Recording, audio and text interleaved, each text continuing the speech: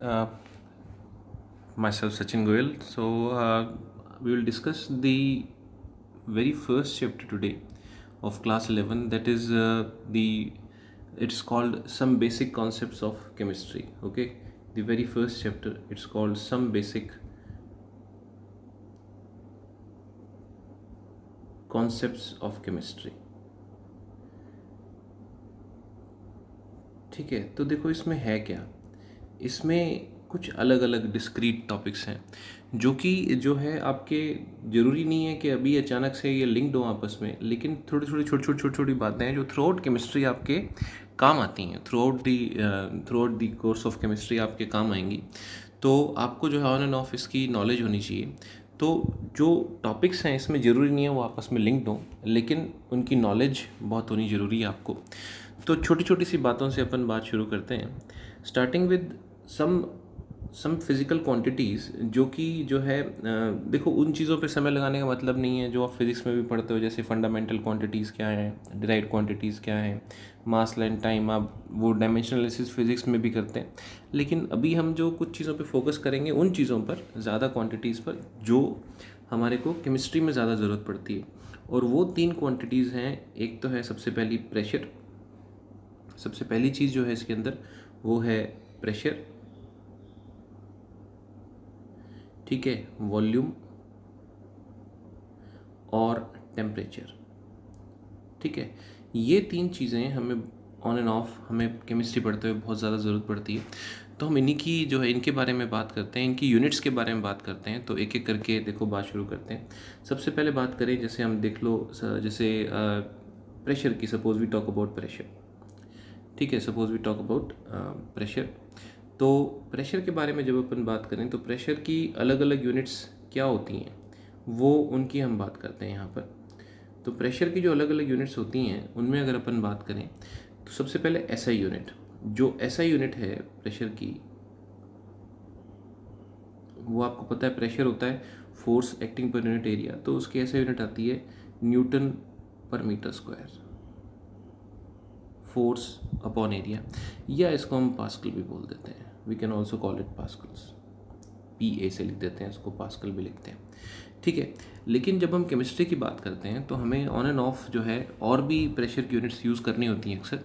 तो उसके बारे में हम जब बात करते हैं तो उसमें क्या चीज़ आती है, जैसे एक और फ्रीक्वेंटली यूज यूनिट्स जो हैं उनमें अगली जो है आपको पता होनी चाहिए, जो सबसे पहले वो है एटमॉस्फेयर। 1 एटमॉस्फेयर जो होता है उसमें 1.01325 इंटू 10⁵ पास्कल्स होता है।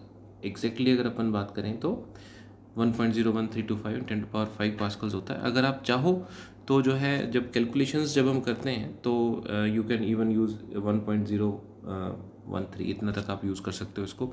ये बातें आपको याद रखनी पड़ेंगी, ठीक है।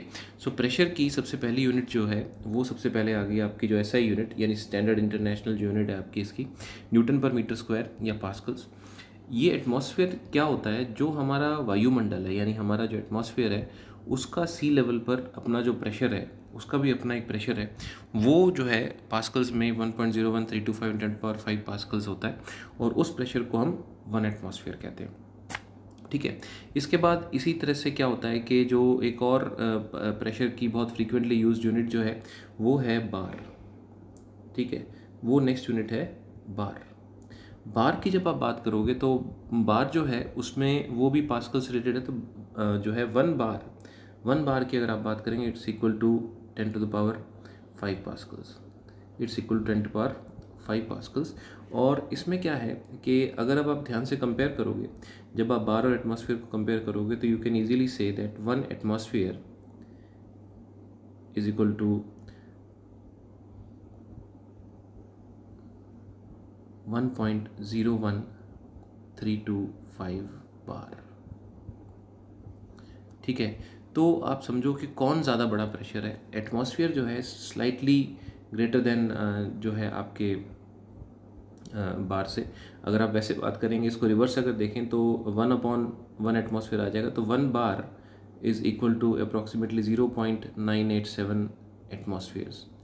ठीक है। खैर इसमें तो आपको सिंपली ये है कि आप इस रिलेशनशिप को याद रख लो। ठीक है, बातें आप अपने पास नोट कर लीजिए ताकि आपके काम आने वाली चीज़ें हैं, ये हर time as a chemistry student आपको याद होनी चाहिए। ठीक है, उसके बाद अगला जो यूनिट आता है इसके अंदर, वो क्या आता है, वो क्या होता है कि प्रेशर जो है उसको मेजर करने के जो डिवाइसेस होते हैं, मरकरी की column, height of the mercury column से मेजर करते हैं। और उनको मेजर करने के लिए जो हम height of the mercury column को मेजर करते हैं, तो हमने देखा है कि अगर जो है 1 एटमॉस्फेयर का जो प्रेशर होता है, 1 एटमॉस्फेयर के प्रेशर से जो मरकरी कॉलम होता है वो जो है 760 मिलीमीटर, या आप 76 सेंटीमीटर कह सकते हैं, इतना राइज करता है। तो ये जो है आपका मरकरी कॉलम की हाइट के टर्म्स में भी आप एक्सप्रेस कर सकते हैं। जहाँ तक बार की बात है, तो जो है इसमें जो 1 बार की अगर आप बात करेंगे, तो 1 बार से जो जो height of the mercury column आती है, वो आती है almost 750 millimetre of mercury column आती है। तो ये चीज़ें जो हैं आपको इसमें एनी टाइम याद होनी चाहिए। मोरोवर जो है एक थोड़ी सी आउटडेटेड यूनिट है, मगर फिर भी it's very much still in use. वो है जो मतलब अपनी बुक्स में कई बार है पूछ लेते हैं इसको, वो होती है टॉर। तो जो है 1 टॉर साइंटिस्ट का नाम था टॉरिसेलियस से। तो जो है अगर आप बात करें 1 एटमॉस्फेयर जो होता है, उसमें जो है देर आर 760 टॉर्स, और 1 बार में देर आर 750 टॉर्स। ठीक है, ये चीज़ें आपको याद रखनी होती हैं। अगर कभी आपको जो है pressure height of the mercury column में दिया हो, और आपको उसको जो है प्रेशर में बार पास्कल्स में कन्वर्ट करना हो, तो फॉर्मूला होता है P = H/d/G।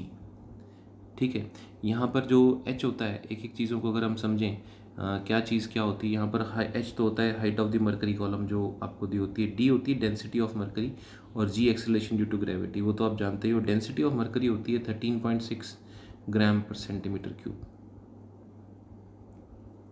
ठीक है, तो इस तरीके से जो है ये आप इसको कन्वर्ट कर सकते हो। प्रेशर की यूज़ होने वाली अलग अलग यूनिट्स ये होती हैं जो आपको हमेशा याद रखनी चाहिए। एनी टाइम आपको आ सकती हैं, और आपको इनको इंटर कन्वर्ट करना आना चाहिए। जैसे आप मीटर को सेंटीमीटर में, किलोमीटर में कन्वर्ट कर सकते हो ना, वैसे ही एटमॉस्फेयर को बार में, बार को पास्कल में या न्यूटन पर मीटर स्क्वायर में, पास्कल को एटमॉस्फेयर में, टॉर में, आपको ये चीज़ें इंटर कन्वर्ट करनी जो है आनी चाहिए। प्रेशर एक ऐसी टर्म है जो केमिस्ट्री में ऑन एंड ऑफ कई जगह पर हम यूज़ करते हैं।